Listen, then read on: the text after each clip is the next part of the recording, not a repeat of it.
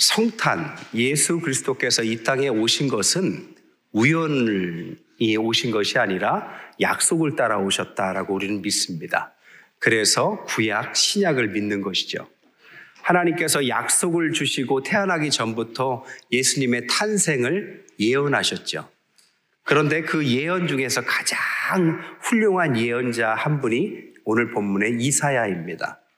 이 이사야가 예수님 태어나기 700년 전에 예수님의 탄생, 메시아의 탄생을 예언했는데 앞으로 오실 메시아는 이런 분일 것이다 라고 5가지 이름을 들어서 앞으로 오실 메시아를 예언했습니다. 저는 오늘 그것을 가지고 우리에게 오신 주님이 어떤 의미인지를 한번 은혜를 나눌까 합니다. 첫 번째, 6절에 보니까 그의 이름은 기묘자다 이렇게 말을 합니다. 기묘자란 말은 펠레라는 히브리어인데요, 경이롭고 탁월하다 이런 뜻입니다. 영어로 말하면 원더풀 이런 뜻을 갖고 있습니다. 하나님은 우리에게 기묘하신 분으로 오실 거다. 사사기 13장에 보면 삼손이 태어나기 전에 그의 아버지 마노아에게 천사가 나타나서 당신이 누구십니까? 하니까 나는 기묘자다. 똑같은 말을 하십니다. 그러니까 네 속에서 태어날 삼손이라는 아이는 아주 원더풀, 아주 특별하고 탁월한 놀라운 존재가 태어날 거다 이런 뜻입니다. 대지혜라는 소설로 유명하신 펄벅 여사가요, 한국과 깊은 인연이 있으신데 한국에 오셨을 때 고아원을 방문했어요. 고아원을 방문해서 아이들 밥 먹는 걸 봤는데 그날 반찬에 콩자반이 나왔대요. 근데 어린아이가 몇 살 되지도 않는데 콩자반을 쇠젓가락으로 집어 먹더라는 겁니다. 그 외국인의 눈으로 볼 때 얼마나 놀라워요. 그래서 원더풀 했다고 합니다. 그 원더풀이 바로 기묘자 이런 뜻입니다. 하나님은 우리에게 원더풀한 존재로 오십니다. 요한복음 2장에 보니까 최초로 기적을 일으킬 때도 가나의 호린잔치에서 정말 술이 떨어져서 사람들이 곤란할 때 예수님을 주인으로 섬기는 그 순간에 모든 상황이 바뀌어버리죠. 사도행전 3장에 보니까 안진뱅이에게 베드로가 다가가죠. 베드로가 다가가서 나는 은과 금은 없지만 그리스도 예수의 이름으로 일어나라 하니까 그가 벌떡 일어섭니다. 그의 모든 문제가 해결이 되죠. 누가 놀랐을까요? 안진뱅이가 놀라고 주변에 쳐다보던 사람이 놀랐겠지만 그것을 일으켜 세웠던 사실 베드로가 가장 놀랐을 겁니다. 예수님은 그런 존재다라는 거죠. 어부들도 마찬가지. 12명의 제자들의 대부분이 어부였는데 어부가 전 세계 복음을 전하는 사람들로 거듭났습니다. 어떻게 해요? 예수님 때문에. 이 예수님이라는 존재는 예수님을 만나면 우리 인생에 원더풀, 놀라운 일이 일어날 것이다. 이것이 첫 번째 말한 예수님의 예언이었습니다. 두 번째 예언은 모사다 이렇게 말해요. 모사. 히브리어는 야츠라고 하는데 이것은 지혜로 가득 찼다 이런 뜻입니다. 영어로 표현하면 더 쉬워요. 카운셀러. 그러니까 모사는 오늘날로 말하면 상담자다. 우리의 문제가 있거나 고통이 있으면 그 문제를 상담해줘서 해결하도록 돕는 그 존재가 바로 예수님이다 이런 뜻입니다. 여러분은 문제 생기면 누구랑 상담하세요? 친한 친구와 하십니까? 아니면 가족들과 누구 선생님과 하십니까? 다 좋은 존재들이지만 그들도 완전한 답을 갖고 있지는 않을 겁니다. 옛날에 버스를 타고 가는데 뒷자리에 있는 아이들이 막 떠드는 이야기가 들려요. 고등학교쯤 됐는데 한 아이가 나는 우리 엄마 때문에 너무 힘들대요. 왜 그러냐 했더니 내가 너무 늦게 들어온다고 빨리 들어오라고 하도 잔소리를 해대서 힘들다고. 그러니까 친구가 상담을 해주는 거죠. 야, 좋은 방법이 있어. 하루쯤 들어가지 마. 그러면 엄마가 늦게라도 들어오라고. 이게 인간의 상담입니다. 그럴듯한 말 같지만 우리에게는 결국 이 정도 수준밖에 상담할 수가 없는 거죠. 우리에게는 진정한 답을 주는 분은 주님 한 분뿐이신 줄 믿습니다. 그 답을 주는 분이기 때문에 카운셀러라고 말했죠. 요한복음 4장에서도 수가의 여인, 그 당시에 가장 문제가 많았다고 생각된 여인이 혼자 대인 기피증에 걸려서 나타났을 때 그에게 법적인 해결책이나 앞으로 잘해라, 똑바로 살아라, 윤리적인 충고를 하지 않았습니다. 그냥 예수님이 대화해 줬는데 그 속에서 생수를 찾아가죠. 예수님은 그런 존재다라는 거죠. 또한 아까 말한 것처럼 야치, 지혜로 가득 찼다라는 것은 그분을 만나면 우리의 문제가 새롭게 해결된 길을 발견할 수 있다는 것입니다. 살아가면서 문제를 안 만날 수는 없습니다. 근데 문제를 문제로 보는 것과 문제를 새로운 깨달음의 계기로 보는 것은 완전히 다르죠.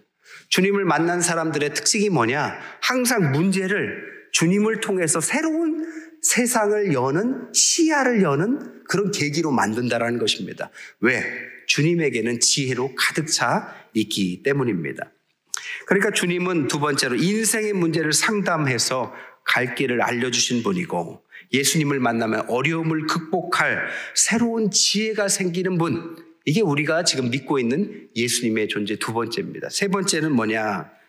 오늘 6절에 보니까 전능하신 하나님이다. 이 전능하다, 전지전능하신 분이시겠죠. 영어로는 mighty 가신데 어떤 의미로 전능하시냐? 바로 하나님은 약속을 주시는데 그 약속을 완벽하게 응답하신다라는 의미의 약속 성취의 의미의 전능입니다. 또한 이런 원어적 의미는 전쟁터에서 지고 있는데 대신 갑자기 나타나서 나를 위해서 대신 싸워줄 용맹한 장군이라는 의미도 갖고 있습니다. 역경 속에서 승리할 수 있고 완벽하게 mighty God, 전지전능하신 하나님, 우리를 보내시고 우리를 부르시고 우리가 그런 일을 하게 하시면 그런 일을 완전하게 성취시킬 수 있는 하나님. 하나님은 이 불변의 하나님이시고 어떠한 상황이나 환경이 그를 바꾸지 못하는 아주 용맹한 장수라는 거죠. 옛날에 제가 비행사, 공군 비행기를 조종하는 비행사 집사님을 한 분 알고 있었어요. 근데 그분이 재밌는 얘기를 하셨어요. 비행기를 타고 가면 가장 헷갈리는 게 뭐냐면 산하고 하늘하고 바다가 구분이 잘 안 된다고 합니다. 비행기가 하도 빨라서 이 바다쯤 나가면 저게 하늘인지 바다인지 색깔로는 구분이 안 된대요. 그래서 계기판이 있답니다. 이 계기판을 가지고 하늘이다 바다다를 구분한대요. 그런데 1년에 꼭 한두 차례 사고가 난답니다. 왜? 아무리 봐도 계기판이 잘못된 것 같다라는 거예요. 자기 생각에. 저건 하늘이 아니라 바다인데 계기판이 잘못돼서 이게 뭔가 고장났다. 살려면 반대로 해야 된다 해서 하늘로 가야 되는데 바다로 가서 사고가 나기를 종종 있다고 그래요. 여러분, 우리의 눈으로 본다라는 것은 이렇게 불안정한 것입니다. 그럴듯한 환경, 그럴듯한 어떤 상황, 그것을 눈으로만 평가한다면 그것은 불완전한 것입니다. 우리에겐 기준이 필요한 거죠. 계기판이 필요한 거죠. 그 계기판이 하나님께서 우리에게 주신 주님이시고 그를 설명한 말씀이라는 것입니다. 그는 그래서 그 말씀대로 살아가는 사람들에게 약속의 완전한 성취를 주시는 완벽한 mighty God, 약속을 반드시 이루시는 능력자시다라는 것이요. 네 번째, 그는 영존하시는 아버지다 이렇게 말을 합니다. 영어로는 everlasting, eternal father 이렇게 말을 합니다. 영존이라는 것은 영원히 존재한다. 그리스도 안에서 우리는 영원한 하나님의 축복을 받는다라는 의미를 영존이라고 표현해 놨다라는 거죠. 하늘의 모든 신령한 복은 어느 곳에 있습니까? 그리스도 안에 있는 자에게만 해당합니다. 골로새 2장 2절에서 3절에는 모든 부요에 이르는 하나님의 비밀인 그리스도, 그 안에 지혜와 보화가 감추어 있느니라 이렇게 분명히 말씀하고 있습니다. 여러분, 우리가 믿는 예수님은 지혜의 보고십니다. 그분께 의지하고 지혜를 구하면 후히 주시고 꾸짖지 않는다고 성경은 말씀하시죠. 제가 알던 어떤 유학생은요, 독일에서 8년 미술을 유학했어요. 근데 그 친구가 거기서 아주 최우등으로 수석 졸업을 했는데 그는 아주 신실한 가정의 신실한 크리스찬 학생이었습니다. 매일 그분의 루틴이 그랬대요. 아침에 제일 일찍 가서 하나님 앞에서 말씀을 펴놓고 1시간씩 말씀과 기도의 시간을 보냅니다. 그리고 나서 하나님께서 영감을 주시면 영감을 가지고 하루 종일 영감이 떨어질 때까지 그림을 그렸대요. 8년간 단 한 번도 영감이 떨어지지 않았다고 합니다. 그래서 최우등으로 졸업했다라는 간증을 들은 적이 있어요. 여러분, 지혜는 주님 안에 계십니다. 우리가 믿는 예수님은 아기 예수님으로 태어나셨지만 지혜의 보고세요. 또한 영존하신 아버지의 의미는 아버지와 아들의 관계를 말하는 것입니다. 아이들은요, 어렸을 때 발이 힘이 있어가지고 이불을 막 차냅니다. 그럼 부모가 옆에서 자다가 이불을 덮어주기를 수십 번을 해야 저녁이 끝나는 거예요. 그런데 자기의 부모가 이불을 덮어주는 것을 아는 자녀들은 별로 없겠죠. 하지만 부모는 이불을 아마 어제 저녁에도 덮어줬을 겁니다. 우리의 아버지가 그런 분이시다. 마지막 5번째로는 평강의 왕이다.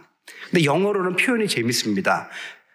킹이라고 말하지 않고 프린스라고 말해요. 프린스 오브 피스, 평화의 왕자. 왠지 재벌 하면은 고생을 많이 해서 돈을 벌었을 것 같아요.